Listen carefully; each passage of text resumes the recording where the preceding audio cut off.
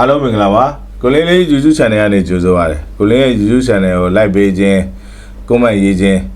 share ပေးခြင်းဖြင့်ကူညီပေးပါလို့မေတ္တာရပ်ခံပါကဲဒီနေ့25ရက်နေ့မှာတော့သတင်းကောင်းလေးတစ်ခုပါကဲအားလုံးလည်းဒီသတင်းလေးကခွန်အားဖြစ်ရလိမ့်မယ်လို့ထင်တယ်ဓမ္မအမှန်တရားအတွက်စွမ်းစွမ်းတမန်ဆောင်ရွက်နေတဲ့အတွက်ဓမ္မအမှန်တရားတွေကြီးစိုးဖို့အတွက်စိုးမိုးဖို့အတွက်အချိန်သင့်မှုအချိန်ကာရောက်ဖို့နီးစပ်လာကြောင်းပါကဲသတင်းလေးတူကြည့်လိုက်အောင်ဗျာဒီနေ့ကျွန်တော်ဒီခိုင်ပြည်နယ်မြောက်ဦး hospital ကိုအကြမ်းဖက်စစ်ကောင်စီကဗုတ်ချက်တဲ့ဥစ္စာကိုလည်းကျွန်တော်ဗြိတိရှထွက်တော်ကိုဒီနေ့ပြခဲ့ပါတယ်သူတို့အနေနဲ့လည်းအဲ့ဒါကိုဗြိတိရှအစိုးရကိုဒီ questionnaire ကိုထုတ်မှဖြစ်ပါတယ်ဆိုတော့တစ်ဖက်ကကြည့်မယ်ဆိုတော့ဒီမှာကျွန်တော်ရဲ့အခုန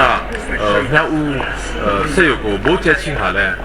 တစ်ဖက်ကတော့နိုင်ငံတကာမှာစီစာဆွေးမှုဖြစ်တယ်ဒါ crime against humanity ဖြစ်တယ် war crime ဖြစ်တဲ့အကြောင်းကိုလည်းဒီ British ထွက်တော်ကမကပဲနဲ့ပေါ့နော်ဥပမာ UN Security Council UN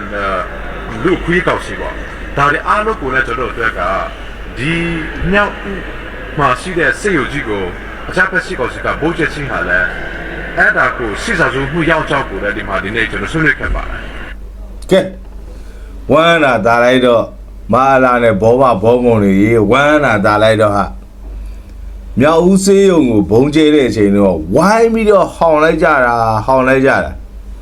နည်းနည်းမင်းတို့ဟောင်းလိုက်ကြပါဦးဟမ်မြောက်ဦးစေးရုံကိုဘုံကျဲမှုကစစ်ရာဇဝေးမှုရဲ့အကြီးမားဆုံးပဲ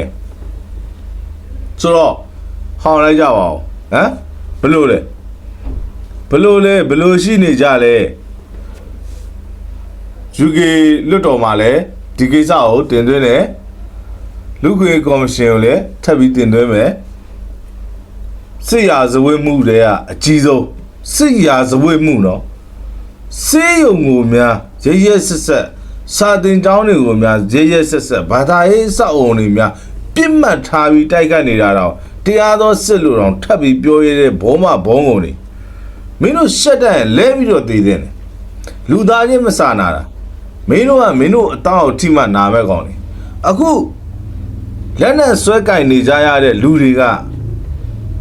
အာဏာလိုချင်တာမဟုတ်ဘူးပိုင်ဆိုင်မှုတွေလိုချင်တာမဟုတ်ဘူးအခုလက်နဲ့ဆွဲကင်တော်လန်ကြတဲ့လူတွေကမျောလင်းချက်တွေလွတ်လပ်မှုတွေလိုချင်တာ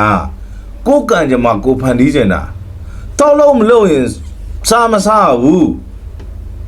အလုံးလုံးရင်စားရမယ်လွတ်လပ်စွာအိတ်ကမယ်လွတ်လပ်စွာပြောဆိုခွင့်ရှိမယ်ကိုလုံးမှကိုစားရမှာဒီစနစ်ကိုလိုချင်တာနှုတ်နဲ့ပြောတယ်မရဘူး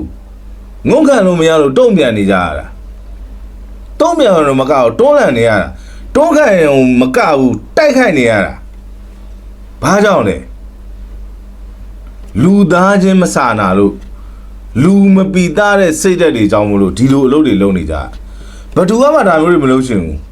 အိမ်နဲ့ဝေးမိမနဲ့ဝေးဖားနဲ့ဝေးဆွေမျိုးကြီးပေါင်းကိုမောင်နှမတွေနဲ့ဝေးနေရတာခက်ခဲပေါင်းများစွာဒုက္ခပေါင်းများစွာဒါပေမဲ့ကြက်ကြက်ခံရက်တည်တာဘာကြောင့်လဲအမှန်တရားလွတ်လပ်မှုတရားမျှတမှုကိုယ်ကံကြမ္မာကိုဖန်တီးမှုဒါတွေရကြတာဒါကြောင့်မို့လို့အသက်တွေဘဝတွေခန္ဓာကိုယ်တွေမျောလင်းချက်တွေအကုန်လုံးရင်းနှီးပြီးတော့တိုက်ပွဲဝင်နေကြတာဒါဟုံများကြီးကြီးကျယ်ကျယ်ဟောင်းနေကြတယ်ရွေးကောက်ပွဲပြီးွားရွေးချယ်ပွဲပြီးွား